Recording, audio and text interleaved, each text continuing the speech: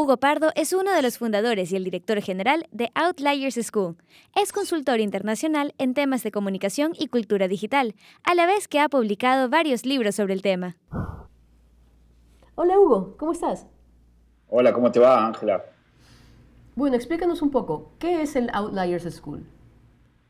Bueno, Outliers School es un proyecto que iniciamos hace 2 años con Cristóbal Cobo, Carlos Escolari, al que luego se sumaron otros colegas como John Moravec, Max Ugaz, Ramón Sangüesa y Camilo Vergara en Colombia.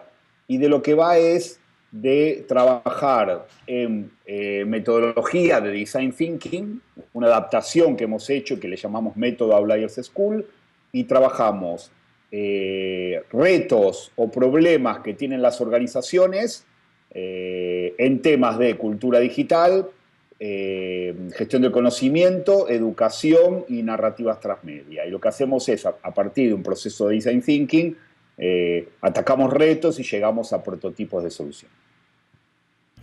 Bueno, ¿y por qué le pusieron Outliers? Un nombre en inglés. Bueno, porque nos gustaba el concepto de la escuela de lo fuera de serie, ¿no? Que es un poco la traducción que tiene. Y el sentido es que nosotros creemos que la educación, gran parte de la crisis tiene que ver con, es una crisis de diseño, es una crisis organizativa, es una crisis de metodologías, es una crisis de formas de hacer, ¿no? Que ni siquiera tiene que ver con la tecnología ni con otras cosas. Y nos parecía que una de las formas para trabajar mejor es lo que se llama learning by doing, ¿no? Aprender haciendo y prototipando, o sea, atacar problemas y prototipar. Y en ese entorno toda la fase teórica, toda la parte más conceptual, viene transversal a la resolución de problemas.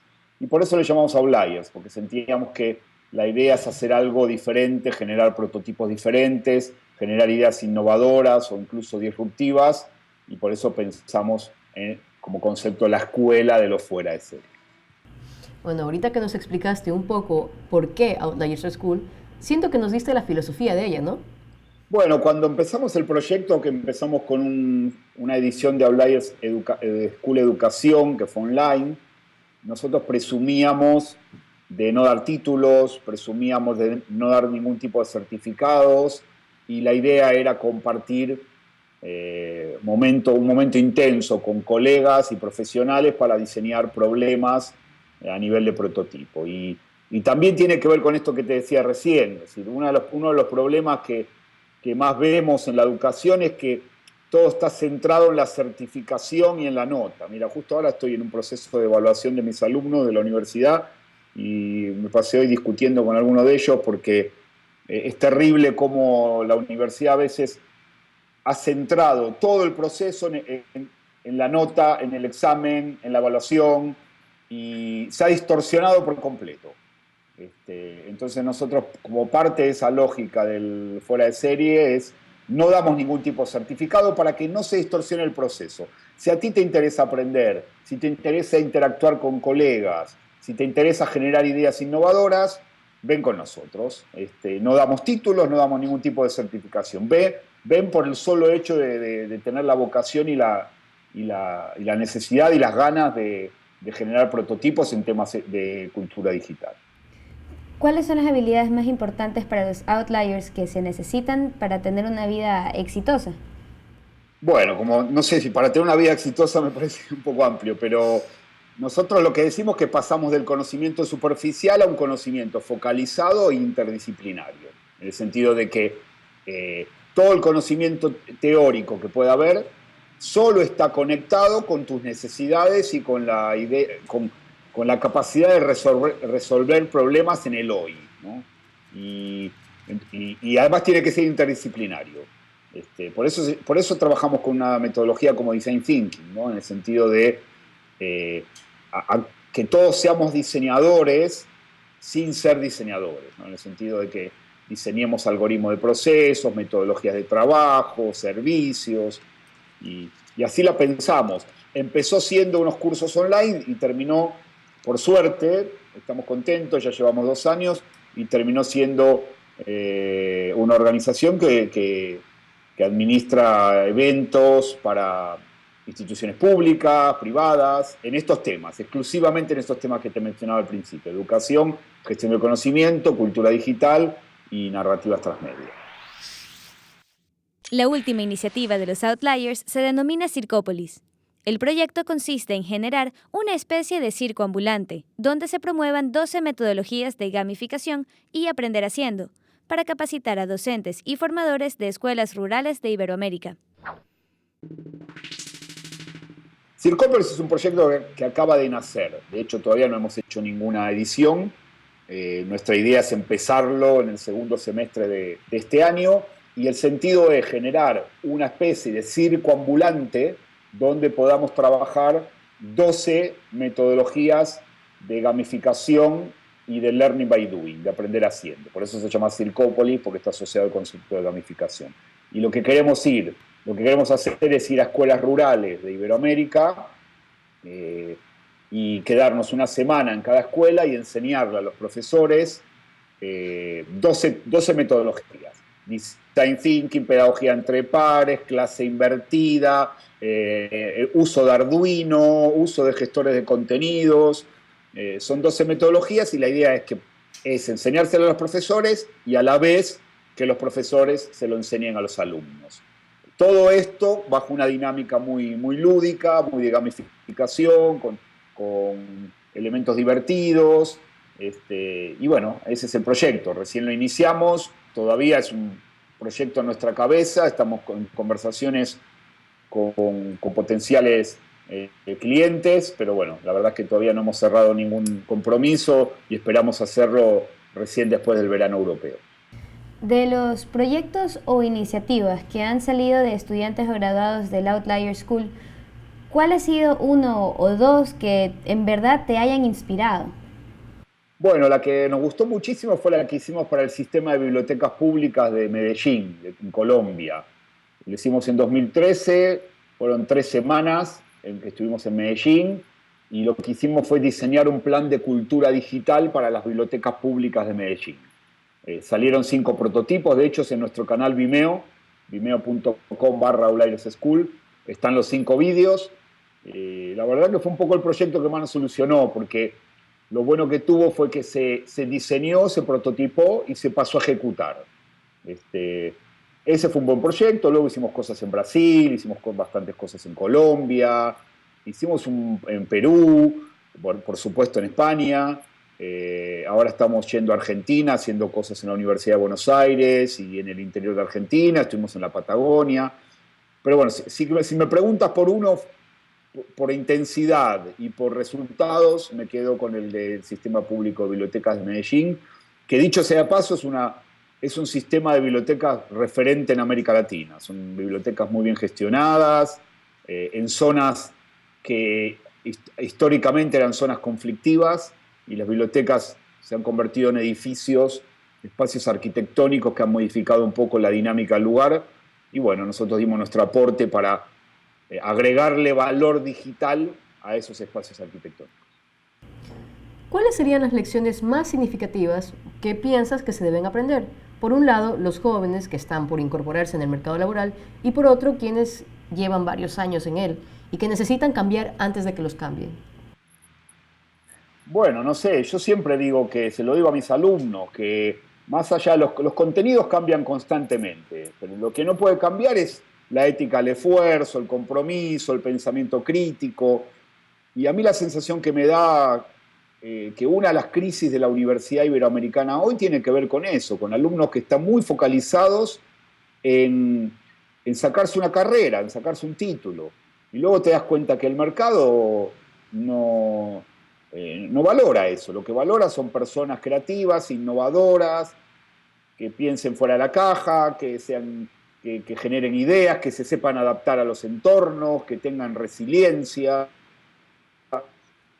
Yo creo que los valores claves están por ahí, no están en los contenidos. Y además creo que es una de las necesidades que más se tienen que atacar en la universidad, es decir, generar alumnos emprendedores bajo estas dinámicas y no licenciados. Y nosotros, desde Outliers School, intentamos hacer un poco esto. Es decir, el modelo nuestro, en parte, ya no somos inventores de nada, es algo que ya viene derivado de cosas como Singularity University, o lo que hace la D-School en Stanford, incluso de Khan Academy. Es decir, todos proyectos que se han diseñado por fuera del status quo educativo y con la vocación de cambiar el mundo, ¿no? Con la vocación de hacer cosas, y que la teoría y que la parte más académica entre en el contexto de resolver problemas. Y es una de las cosas que creo yo la universidad debería trabajar mucho más, es decir, centrarse más en resolver problemas y menos en dar teoría descontextualizada, y que además no responde muchas veces a las necesidades del mercado. Bueno, según Daniel Eisenberg, un emprendedor se diferencia de otros porque identifica, crea y captura valor extraordinario. ¿Tú estás de acuerdo con eso? Sí, a ver, yo siempre digo, aquí en España está muy de moda hablar de emprendedores, porque por la crisis, ¿no? Es decir, la crisis fue tan grande que al final los jóvenes, cuando el mercado laboral se achicó, hubo un discurso de la emprendeduría. Yo siempre digo que los emprendedores están sobrevalorados, ¿no? En términos de lo que hoy se entiende como un emprendedor, que es alguien que hace una app móvil o poco más.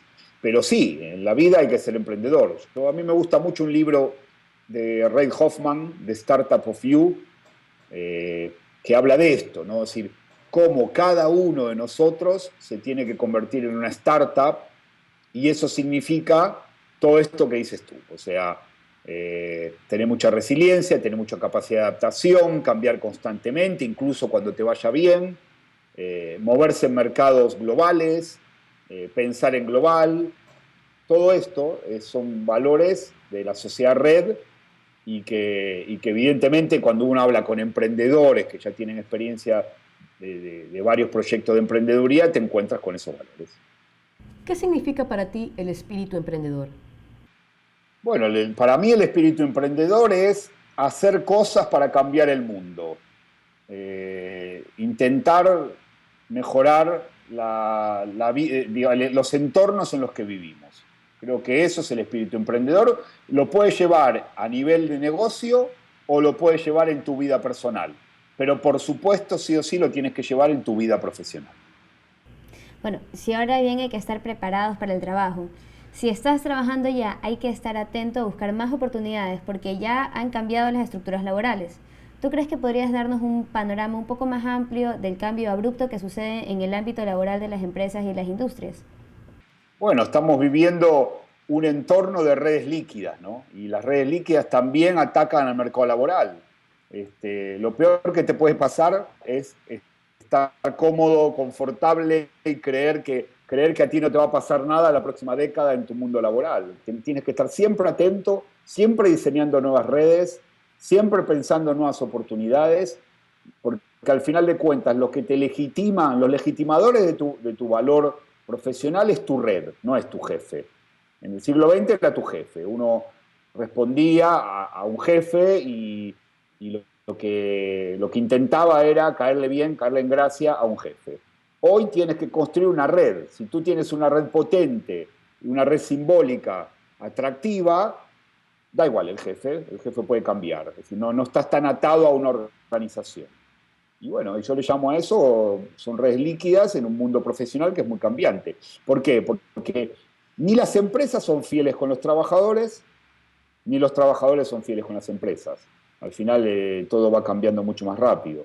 Y entonces, claro, es un error creer, cuando crees que estás seguro en una organización, que estás firme, te pueden pasar dos cosas. O te sorprendes que no estás tan firme como pensabas, o cuando quieres cambiar, porque el entorno te obliga a cambiar, no estás preparado porque no has construido esas redes líquidas, esas redes profesionales que deberías haber construido. Entonces te quedas en una situación muy, muy, muy incómoda, ¿no? Es decir, en un mercado que no te responde o que no te conoce o que eres invisible.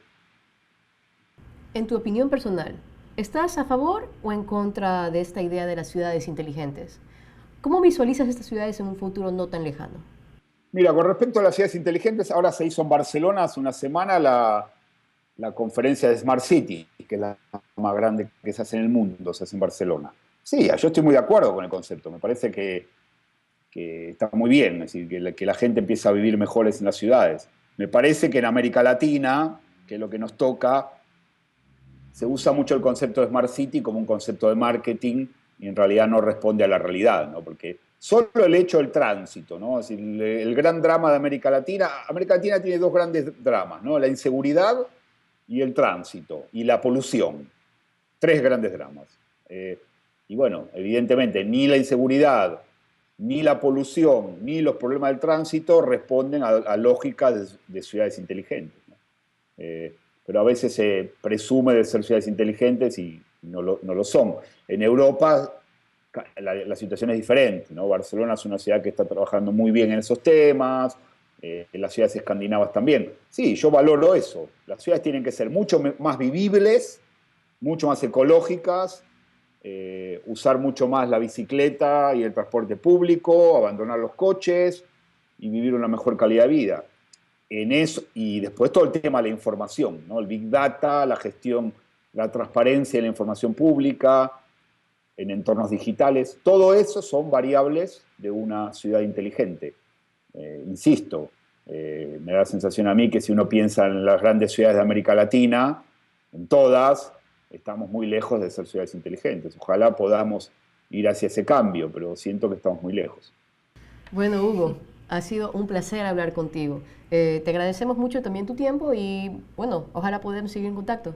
Muchas gracias por el tiempo que nos has dado. Realmente hemos aprendido muchísimo de lo que nos has contado. Muchas gracias. Adiós. Nos vemos. Chao. Chao.